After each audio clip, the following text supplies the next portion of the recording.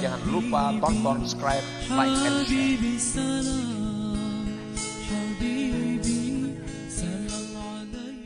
Al-yakin bi anna Allah muttali'un alaih, yakin bahwa Allah mengawasi atasnya, yakin bahwa Allah selalu menilik atasnya. Fayata'addabu fi jami' ahwali, maka dia beradab pada sekalian keadaannya, baik di masjid, baik di rumah, baik di pasar, baik sendiri, baik orang banyak, selalu beradab. Kenapa? Karena dia yakin bi anna Allah muttali'un alaih, bahwa Allah itu selalu melihat dia. Nah, 4 macam yakin inilah yang kita akan tempati bila mana kita bisa terlepas oleh ikatan syahwat tadi, ikatan keinginan duniawi kita. Nah, artinya adalah bahwa selama kita berada di alam syak, di alam ragu-ragu, di alam yang mana kita sibuk meluluskan kehendak nafsu kita, kita kada akan bisa yakin bit tauhid. Kita kada akan bisa yakin dengan jaminan Allah. Kita kada akan bisa yakin pada balasan Allah. Kita kada akan yakin bahwa Allah selalu mengawasi kita. Kada kawa yakin. Nah, itulah kurang lebihnya yang dimaksud dengan perkataan Imam Ahmad ibnu Athaillah tadi, am kaifa yarhalu ilallah ta'ala wa huwa muqabbalun bi syahawatihi.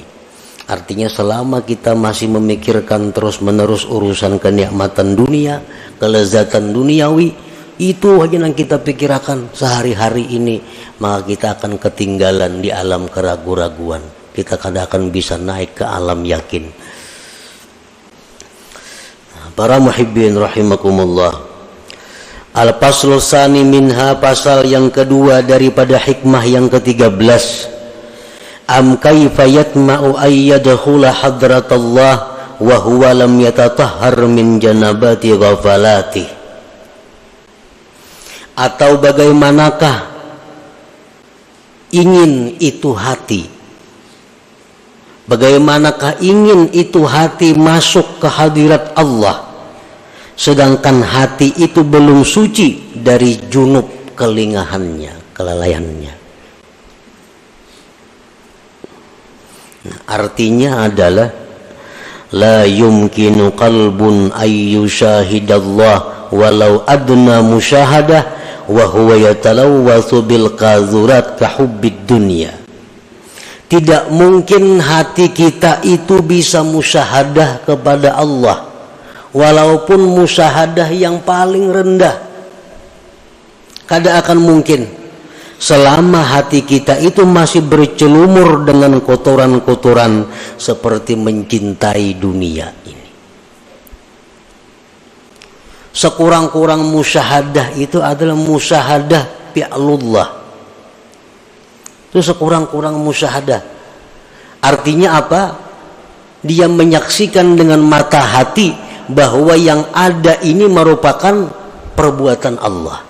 Itu musyahadah yang paling rendah.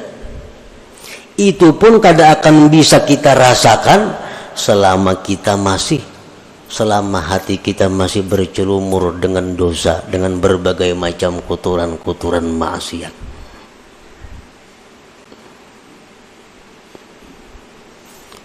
Yang dicari itu melihat sesuatu, ingat lawan Allah. Melihat nangka ini balangnya, ingat lawan Allah. Melihat nangka ini potongannya, ingat lawan Allah. Kan kayak itu dicari.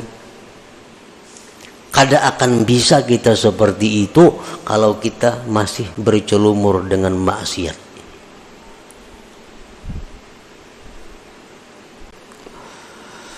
Fakama yumna'ul junub ay yadkhulal masjid, fakadzalika yumna'u qalbun mutalawisun bizzunub ay yadkhula hadratullah ta'ala. Sebagaimana dilarang orang yang junub itu masuk masjid, demikian pula dilarang hati yang kotor, yang bercelumur dosa masuk ke hadirat Allah subhanahu wa ta'ala. Padahal sudah aja belajar kitab ini tamat, kitab tasawuf ini tamat, tasawuf bermacam-macam kitab tasawuf sudah tamat dipelajari. Tapi pada kenyataannya kadangkala mempraktikkan bila melihat sesuatu itu ingat lawan nang maulah. Melihat apa ingat lawan nang maulah, melihat apa ingat lawan nang maulah. Kadangkala mempraktikkan itu. Kenapa sebabnya? Karena hati kita dilarang masuk ke area itu. Hati kita belum bersih untuk bisa masuk ke sana. Sebagaimana orang haid, orang junub kada boleh masuk masjid, maka hati-hati yang kotor pun kada akan bisa masuk ke hadirat Allah Subhanahu wa taala. Nah, hati yang berada di hadirat Allah itulah hati yang selalu ingat kepada Allah.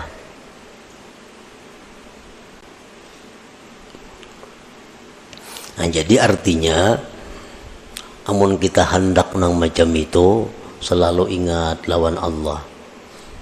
Dimanapun berada, apapun yang dilihat, apapun yang didengar, ingat lawan Allah. Kalau kita hendak macam itu, mesti kita bersihkan hati kita daripada maksiat hati. Nah, kita bersihkan hati kita daripada kotoran-kotoran hati. Bila sudah kita bersihkan, maka seapa bersihnya, seitulah kita akan bisa masuk ke alam hadratullah tadi. Al-Faslur Rabi' minha, pasal yang keempat daripada hikmah yang ke-13 yang terakhir.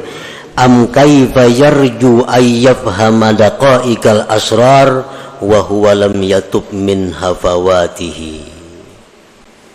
Atau bagaimanakah dia berharap mempaham rahasia-rahasia yang halus-halus sedangkan dia belum tobat daripada dosa-dosanya.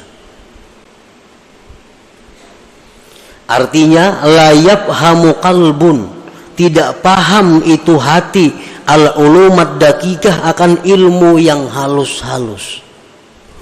Allati taridu 'alal arifin, yang mendatang itu ilmu atas orang-orang arif. Wa huwa yusirru 'alal maksiat, dia masih mengekali kemaksiatan.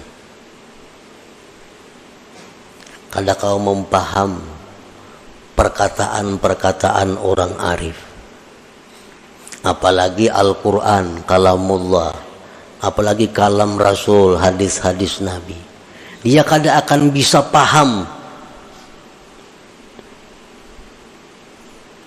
kalau dia masih melakukan maksiat kepada Allah, kalau dia tidak tobat daripada kemaksiatan.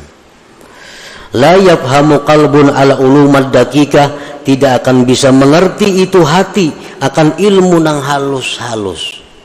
Kitab hikam termasuk kitab yang dianggap sebagai ilmu yang halus-halus.